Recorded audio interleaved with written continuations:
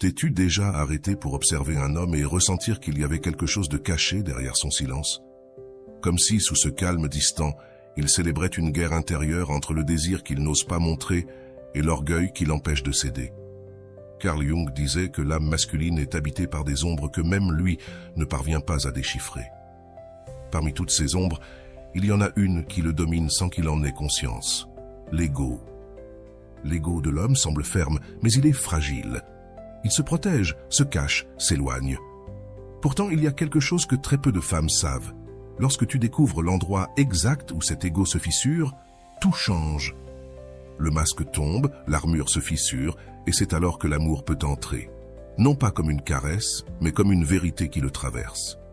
Il ne s'agit pas de blesser pour nuire, mais de toucher avec sagesse ce centre caché où il a enterré ses émotions les plus profondes. Jung parlait de la rencontre avec l'ombre, cet instant où l'homme se confronte à une femme qui ne s'agenouille pas, qui ne quémande pas, qui n'accepte pas moins que ce qu'elle mérite.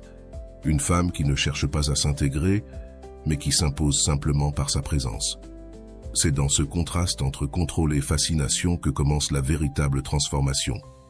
Parce que lorsque l'ego se brise, il ne reste plus d'autre option que de regarder à l'intérieur et de se voir comme la figure qui l'a déstabilisé, et en même temps lui a montré ce que c'est que d'aimer véritablement.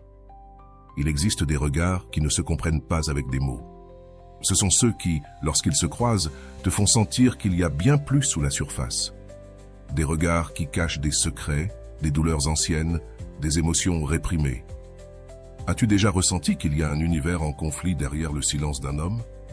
Comme si sa froideur n'était pas de l'indifférence, mais un effort désespéré pour contenir quelque chose qu'il ne sait plus comment nommer. Carl Jung parlait de l'existence d'un inconscient masculin, rempli d'ombres, d'archétypes et de symboles non résolus qui influencent ses actions sans qu'il en ait conscience. Et l'une de ces ombres les plus puissantes est l'ego. Cet ego ne se montre pas comme une faiblesse mais comme une force.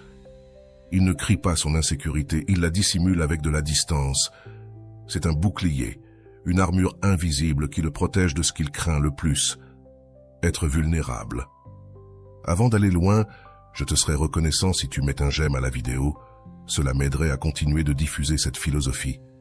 Si tu n'es pas encore abonné, je te recommande de t'abonner et d'activer la cloche pour ne manquer aucune vidéo. L'ego masculin ne se manifeste pas toujours par de l'arrogance. Parfois, il se montre dans de petits gestes, dans le manque de réponse, dans le silence soudain, dans cette attitude de celui qui semble tout avoir sous contrôle. Mais ce n'est pas du contrôle, c'est de la peur. La peur de se sentir exposé. La peur que quelqu'un voie ce qu'il ne veut même pas accepter lui-même. Le désir d'une femme qui le touche réellement le secoue, le désoriente, parce qu'il touche une partie de lui qu'il n'a pas l'habitude de voir, sa part émotionnelle. Peu de femmes comprennent que l'ego masculin, bien qu'il semble dur, est profondément fragile, non pas parce qu'il est faible, mais parce qu'il a été construit comme une structure défensive. Il n'a pas été éduqué pour ressentir ouvertement. Il a été formé pour résister, conquérir et ne pas avoir besoin de quoi que ce soit. C'est pour cela que, lorsque la femme arrive avec tendresse, mais aussi avec conscience, quand elle ne se donne pas par besoin mais par choix, quelque chose en lui se déséquilibre. Il ne s'agit pas de manipulation ni de châtiment émotionnel, mais de comprendre la nature psychique de l'homme. Jung disait que l'âme cherche à se compléter à travers l'autre, et souvent, l'homme projette sur la femme la figure qui pourrait soit racheter son ombre, soit l'affronter. Quand une femme ne nourrit pas son ego avec des approbations constantes, quand elle ne joue pas le jeu de la dépendance émotionnelle, elle le force à se regarder pour ce qu'il est vraiment. Et ce miroir le désarme, car l'ego, au fond, désire le pouvoir. Pas forcément sur l'autre, mais sur lui-même. Il veut être admiré, désiré, nécessaire. Mais lorsque tu te retires émotionnellement, lorsque tu ne cherches plus à valider ses réponses, lorsque tu cesses de t'adapter à ses attentes, l'ego se fissure. Et à ce moment-là, une nouvelle dynamique commence à émerger. Tu n'es plus la femme qui attend, tu es celle qui choisit. Tu n'es plus celle qui donne tout, mais celle qui devient un mystère. Ce mystère n'est pas un jeu, c'est le résultat d'une femme qui se connaît, qui sait ce qu'elle vaut et qui n'accepte pas des miettes déguisées en affection. Et pour un homme habitué à contrôler le récit, à se sentir toujours maître de la situation, cette femme représente une révolution intérieure. Parce qu'il ne peut pas la posséder, il ne peut pas la anticiper. Et cela le consume. Au moment où tu te retires avec élégance, sans reproche, sans scandale, sans besoin d'explication, quelque chose dans son inconscient se réactive. Car l'absence d'une femme consciente n'est pas un vide, c'est une présence psychique, c'est une empreinte qui reste, une vibration qui résonne encore, même lorsque tu n'es plus près de lui. Et cette empreinte ne disparaît pas facilement. Au contraire, elle devient un écho constant qui l'accompagne, même s'il tente de l'ignorer. Jung affirmait que ce qui échappe à notre compréhension rationnelle devient symbole. Et lorsqu'une femme devient un symbole, elle n'est plus seulement une personne. Elle devient une expérience intérieure, un appel de l'âme, un reflet de tout ce qu'il n'a pas voulu affronter. C'est pourquoi cela fait mal. Ce n'est pas que tu lui manques seulement à lui. Il lui manque la version de lui-même qu'il n'a pu voir qu'en étant avec toi. La douleur qu'il ressent n'est pas à cause de ton absence physique, mais parce que le contrôle qu'il croyait avoir s'est rompu. Parce que tu n'as pas été une femme de plus. Tu as été celle qui a défié son ego au point exact où cela faisait le plus mal.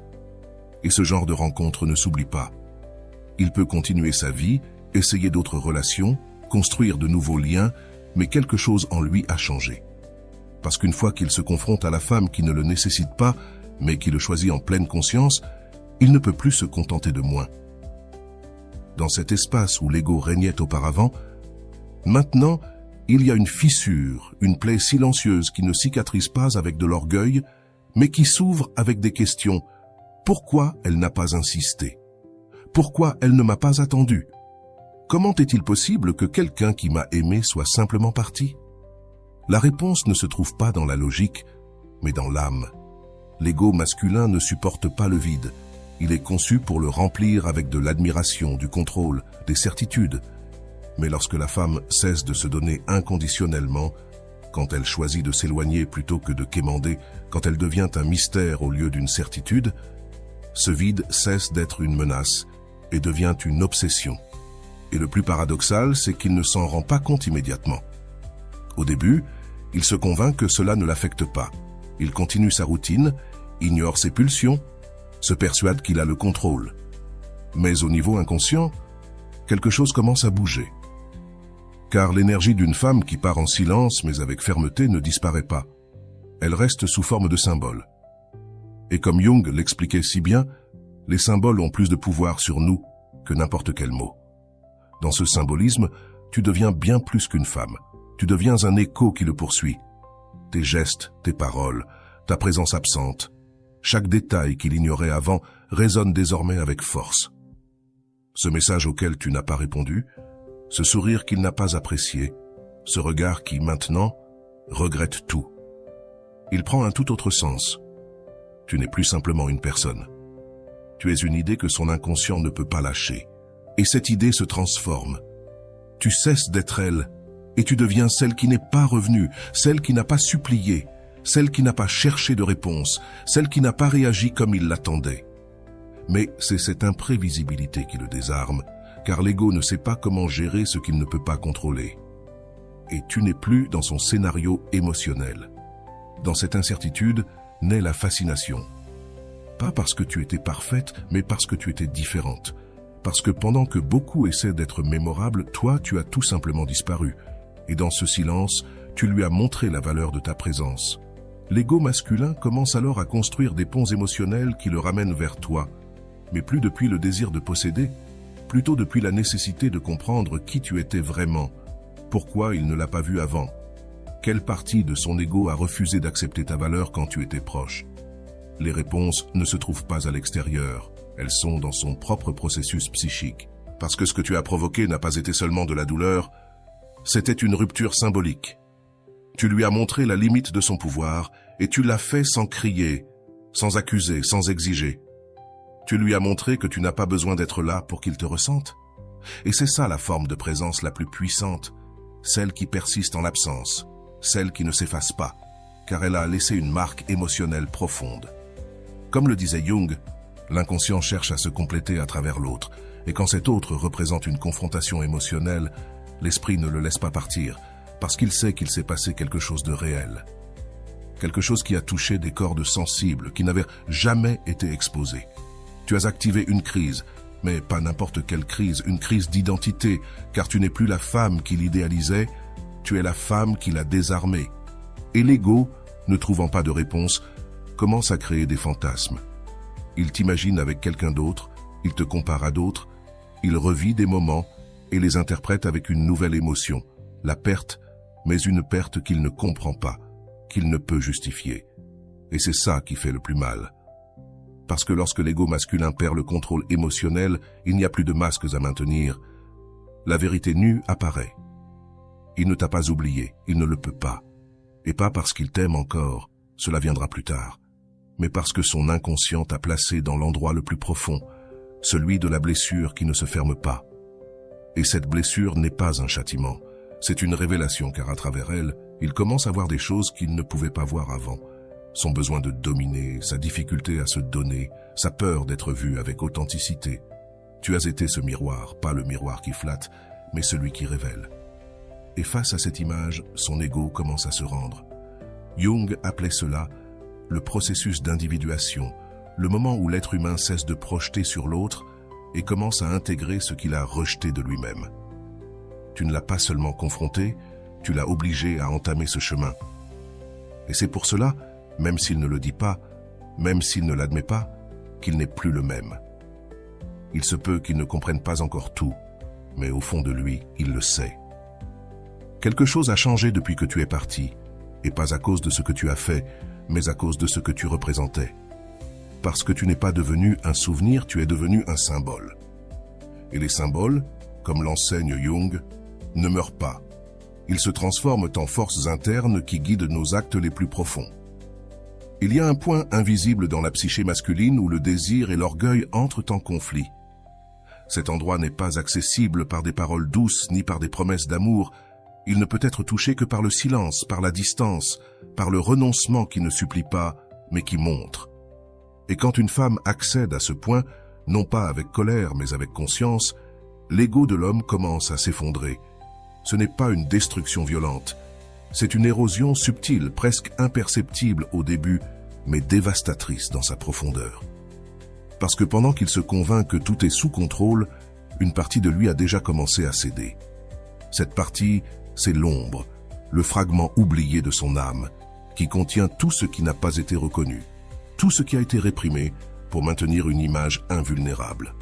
Carl Jung disait que la rencontre avec l'ombre est inévitable si l'on veut vraiment se transformer. Et toi, sans le vouloir, sans manipuler, tu as été le catalyseur de cette rencontre. Parce que tu n'as pas réagi comme les autres. Tu n'as pas joué le rôle de celle qui attend une miette d'attention. Tu ne t'es pas perdu à essayer de plaire. Tu as simplement été toi-même. Et dans cette authenticité, tu as désarmé l'ego qui avait besoin que tu sois prévisible. La femme qui s'éloigne sans faire de drame, mais avec dignité. Cela émet un message silencieux et brutal. Je n'ai pas besoin de toi pour me sentir supérieur. Et ce message active une blessure interne que de nombreux hommes ont tenté de cacher pendant des années. Une blessure qui crie « Je ne suis pas assez si on ne m'admire pas ». Là, dans ce vide, commence le véritable effondrement. Il commence à se poser des questions qu'il n'avait jamais envisagées. Pourquoi elle ne m'a pas poursuivi? Pourquoi elle ne m'a rien réclamé? Pourquoi est-elle partie sans dire au revoir, comme si elle n'avait pas besoin de fermeture? Et c'est dans cette absence sans explication que l'ego commence à perdre son pouvoir, parce que le silence n'est pas seulement l'absence de mots, c'est une présence psychique. Et toi, en te taisant, tu l'as obligé à s'écouter. Et quand un homme s'écoute lui-même, sans l'interférence de l'ego, ce qu'il entend ne lui plaît pas toujours. Il entend ses insécurités, ses peurs, ses contradictions. Il commence à reconnaître que ce qu'il pensait contrôler, c'est en réalité lui qui en était dominé. Et dans cette découverte, une figure apparaît qu'il ne peut oublier. Toi, pas pour ce que tu as fait, mais pour ce que tu symbolises. Parce que tu n'es plus simplement une femme parmi tant d'autres. Tu es le miroir qui lui a montré qui il était vraiment, quand tu n'étais plus là. Et cette image, bien qu'elle soit douloureuse, est réelle. Il ne peut pas la maquiller, il ne peut pas la nier. Elle le confronte, et cette confrontation, si elle est profonde, devient le début d'une nouvelle façon d'aimer. Jung enseignait que le véritable amour ne naît pas de la nécessité mais de la reconnaissance mutuelle, de la rencontre entre deux consciences qui ne cherchent plus à se compléter, mais à se partager.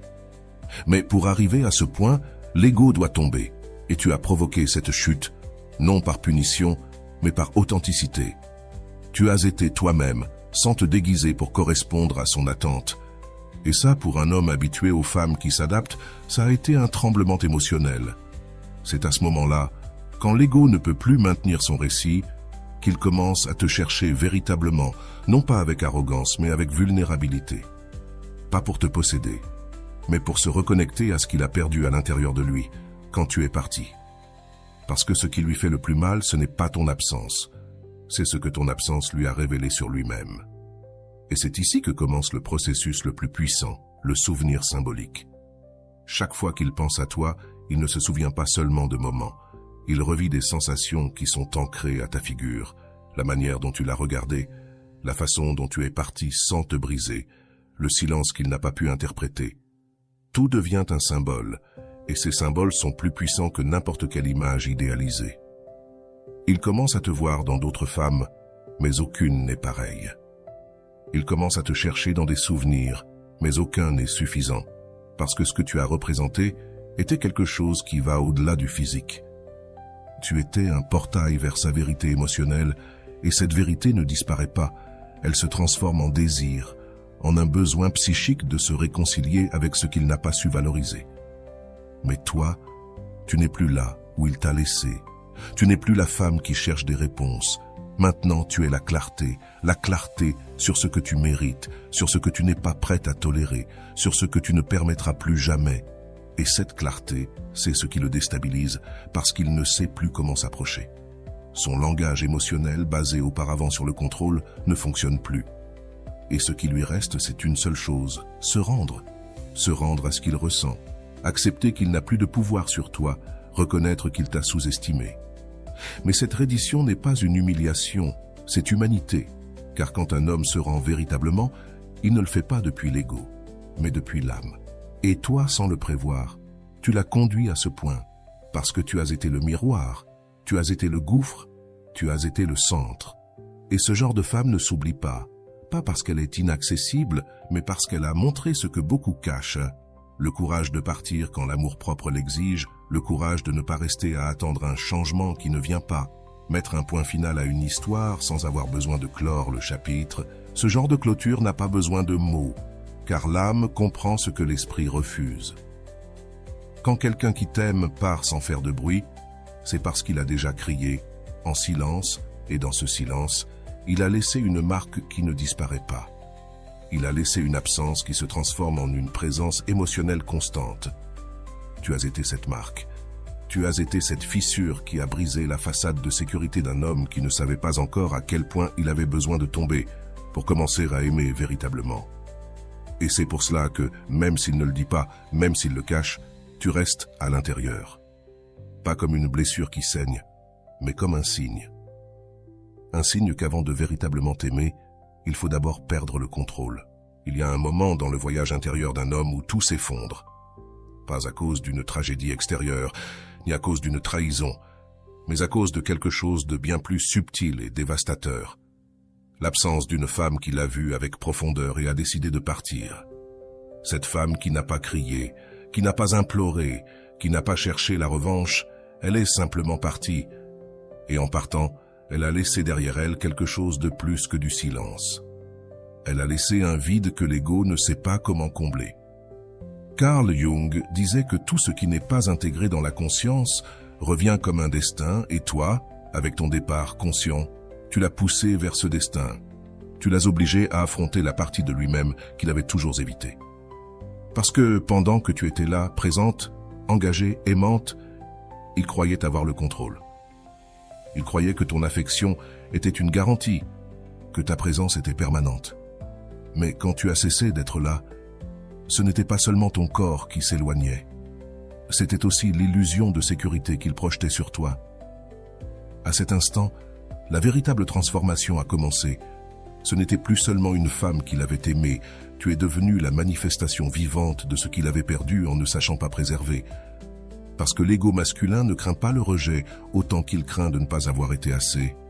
Et toi, sans le dire, sans le pointer, tu lui as montré cette insuffisance. Tu lui as appris, par ton départ, que l'amour ne se retient pas par le contrôle, ni ne se protège par la froideur.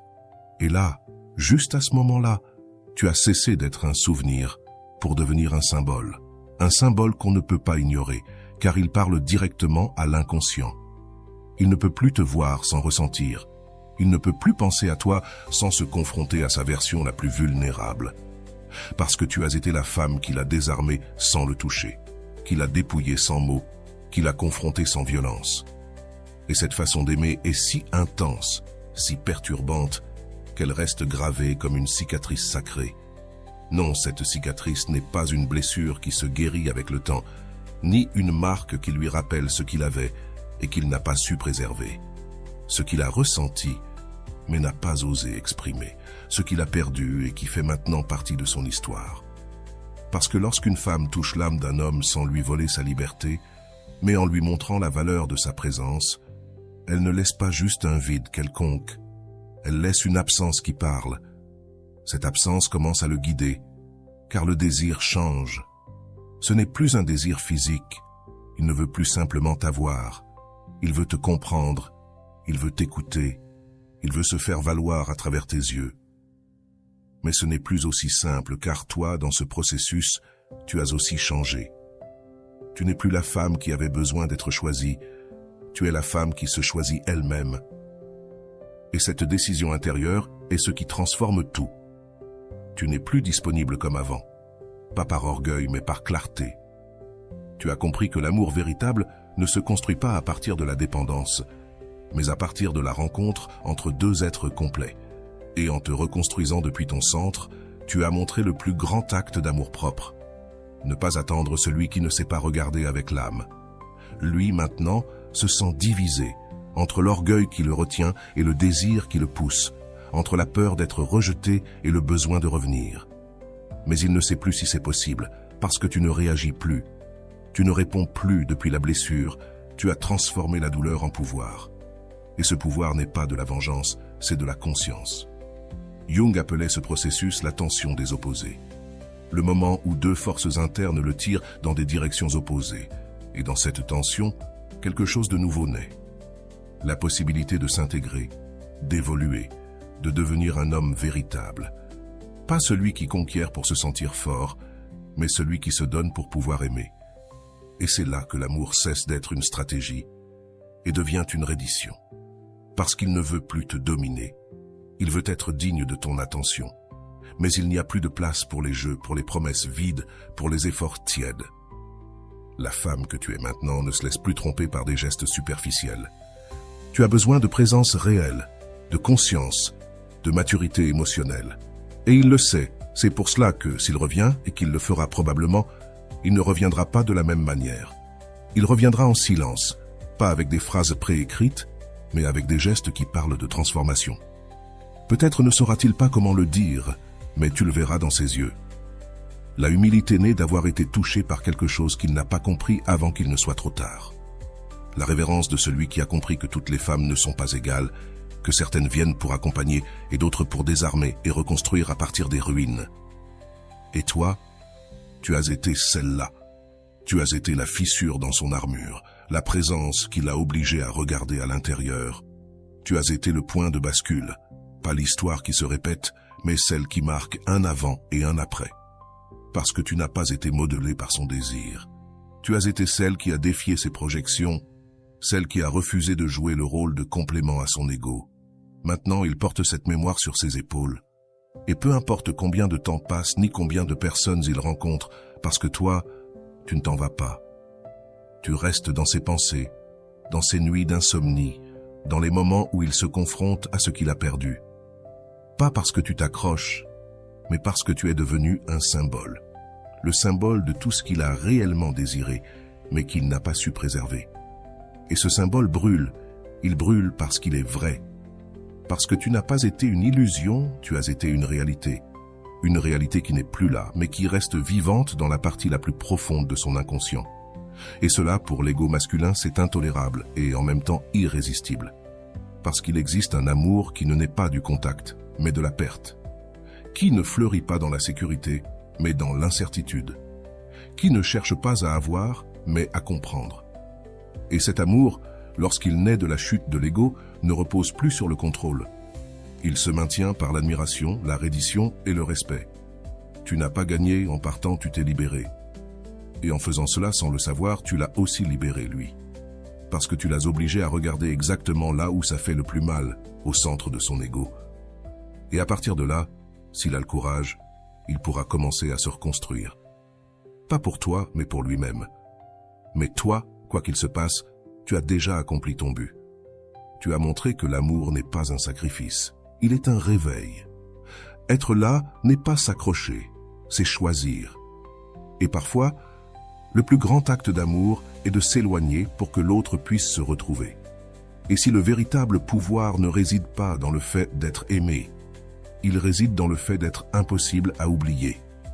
Et voilà, j'espère que vous avez trouvé beaucoup de valeur dans cette vidéo. Merci d'être resté jusqu'à la fin de cette vidéo, j'adore quand vous faites ça. Si vous voulez une autre vidéo sur ce sujet, écrivez en commentaire « J'en veux encore plus ». J'espère vous revoir dans une autre vidéo. Merci pour ton temps, prends soin de toi et à bientôt.